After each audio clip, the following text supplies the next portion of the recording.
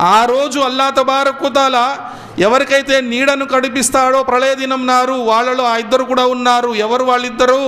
ప్రవక్త ముహమ్మద్ సల్లల్లాహు అలైహి వసల్లం వారు అంటున్నారు, ఆ ఇద్దరు ఎవరంటే వాళ్ళిద్దరూ అల్లాహ్ కొరకు పరస్పరం ప్రేమించుకుంటారు, అల్లాహ్ కొరకు విడిపోతారు.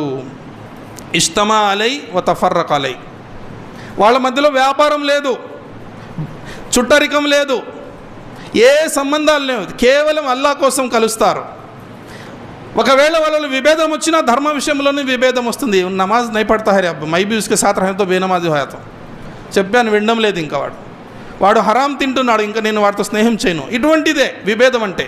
కానీ ఈరోజు మనం విభేదము ఏర్పడంటే వేరే విషయాల్లో, ధనం విషయము, వేరే విషయాల్లో మనం స్నేహం చేస్తాం. ఒకరితో స్నేహం చేయాలన్నా ఒకటి పొజిషన్ చూస్తాం ముందు మనం. అల్లాహు అక్బర్. కాదు, ధర్మాన్ని చూసి స్నేహం చేయాలి.